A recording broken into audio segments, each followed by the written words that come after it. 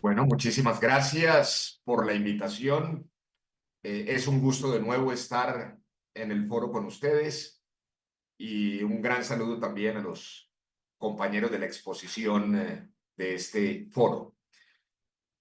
Ahorita Francisco Santos comenzaba sus palabras diciendo que en Colombia estuvimos este fin de semana al borde del precipicio.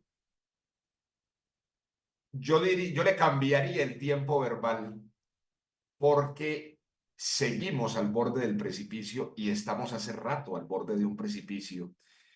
Y me parece que hay sectores de la sociedad en los cuales es muy importante caer más en la cuenta y profundizar en la conciencia del momento de enorme peligro de la democracia que tenemos en Colombia. Hago un paréntesis sobre el tema de la salud mental del presidente. Nosotros estuvimos con los constitucionalistas explorando el tema de la figura de la interdicción por cuenta de las incompetencias mentales o psíquicas, que es una figura del derecho civil. Entre otras cosas, lo hicimos para ver si podíamos sortear la enorme dificultad que ha habido en el Congreso de la República para adelantar el juicio político sobre el cual que hemos venido pidiendo y clamando muchos sectores de la sociedad a propósito de delitos que el presidente de la República ha venido cometiendo aún desde la campaña electoral y sigue cometiéndolos. Pero nos encontramos con una sorpresa absurda, y es que la figura de la interdicción desapareció del derecho civil colombiano, fue reformado para en realidad el Código Civil a propósito de una ley del año 2019, la ley 1996, en que a propósito de una convención sobre el tema de los discapacitados, terminaron por reconocer en los discapacitados plenos derechos y obligaciones. Acabaron con la figura de la interdicción, lo cual ocurrió sin que la sociedad lo hubiera discutido. Eso nos enteramos en este tema y pues en este momento prácticamente estamos sin herramientas para buscar en la justicia ordinaria la declaratoria de la interdicción por asuntos mentales del presidente de la República.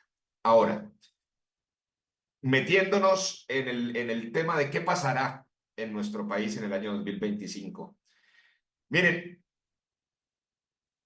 venimos insistiendo desde hace más de un año que la prioridad debe ser la defensa de las elecciones de 2026.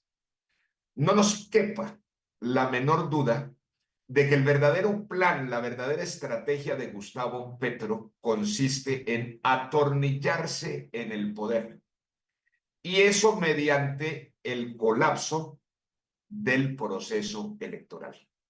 Lo advertimos desde hace un año. Mire, va a comenzar por aplicarle al sistema electoral la misma fórmula de asfixia financiera que le aplicó al sistema de salud.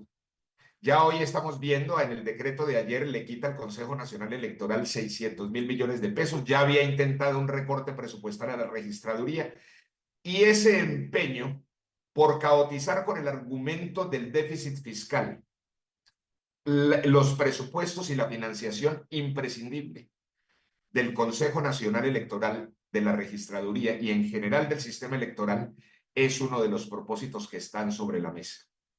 Nosotros hemos venido promoviendo un proyecto de ley que busque un consenso nacional de defensa eh, del sistema electoral, y esperamos que los partidos lo estudien, que los congresistas lo estudien y obviamente que en general la sociedad lo discuta, porque estamos a tiempo. Si ese proyecto de ley se presenta en febrero de este año, puede estar aprobado en junio de este año. Yo creo que ese es el elemento imprescindible. Todos dedicarnos y concentrarnos porque en la defensa del proceso electoral de 2026, porque el proyecto de Gustavo Petro es colapsar el sistema electoral para atornillarse en el poder. El propósito de todo dictador, de todo antidemócrata, de todo autoritarismo, es permanecer en el poder. Y Petro está exactamente en ese propósito. Por último, y por la brevedad del tiempo, quiero tocar el tema de Catatumbo, que está inscrito dentro de ese ejercicio. Miren, cuando comenzó esa matanza, esa ofensiva en Catatumbo el jueves 16 de enero, lo primero que hicieron fue intentar colocar en la narrativa del tema como si se tratara de una pelea entre el ELN y las FARC. Un tema que ha producido, y ahora Eduardo Álvarez nos contará con mucho mayor conocimiento, un verdadero desastre humanitario, más de 100 asesinados, más de 40.000 desplazados, y lo que ocurre realmente es que esa narrativa lo que hace es disminuir, diría yo, degradar la verdadera magnitud del problema, porque no es una pelea de ELN y FARC lo que está ocurriendo en el Catatumbo, sino una verdadera invasión por parte de la dictadura venezolana del Catatumbo colombiano. Hoy, el ELN, mucho más que una guerrilla colombiana, es un Hezbollah de la dictadura venezolana que forma parte del plan estratégico militar de la dictadura. Luego, esa decisión que se tramó a lo largo de meses tiene que ver mucho más con decisiones estratégicas de la dictadura venezolana que con, ni mucho menos, una pelea entre dos organizaciones armadas ilegales colombianas. Luego, no estamos hablando de un tema, de una pelea más de bandas en Colombia, sino de un tema realmente que tiene que ver con la soberanía nacional y que tiene que ver con la integridad territorial. Es un primer elemento. Pero segundo, no es ni mucho menos un tema que comenzó ayer. El proceso de desmilitarización del Catatumbo comenzó desde el principio del gobierno de Gustavo Petro. Prácticamente le ha dejado el dominio de ese territorio a esas organizaciones que tienen una dependencia y una relación de la dictadura venezolana. Y quiero terminar advirtiendo en este proceso de estrategia de Gustavo Petro para colapsar las elecciones. Miren, todo esto va hacia un plan de generar la trama, la farsa de un conflicto binacional entre Venezuela y Colombia, dentro de la perspectiva de lo que han hecho todas las dictaduras en aprietos, o muchas dictaduras en aprietos, en momentos específicos, como lo hizo Galtieri, por ejemplo, cuando se inventó el conflicto de las Malvinas en Argentina. Y por el otro lado, para Colombia, en esa perspectiva del colapso de las elecciones del 2026, el estado ideal de inventarse un conflicto bilateral sería la mejor, una guerra entre Colombia y Venezuela, ficticia como esas peleas de los luchadores del enmascarado de plata, como argumento para la conmoción interior que justifique la esencia del proceso, del colapso del proceso electoral, que es la modificación del calendario electoral.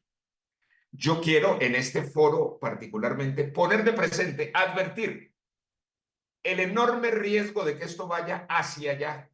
Nosotros sabemos, los colombianos, que Gustavo Petro es capaz de todo. Y sabemos también que la dictadura y la tiranía venezolana son capaces de todo. Están urdiendo esa tramoya y en la mejor disculpa es toda esa barbaridad que está ocurriendo en Catatumbo. Yo quiero dejar la discusión hasta ahí, pero quiero poner de una vez, mañana lo voy a hacer en el Cívicos Live, exponer toda la trama de esa farsa de una posible conflicto binacional entre Colombia y Venezuela que le serviría a la dictadura y le serviría a Gustavo Petro dentro de los propósitos de atornillarse en el poder. Luego, el tema del Catatumbo merece la mayor atención y la mayor movilización por parte de nuestras sociedades, la colombiana y la venezolana y obviamente de la comunidad internacional. Muchísimas gracias.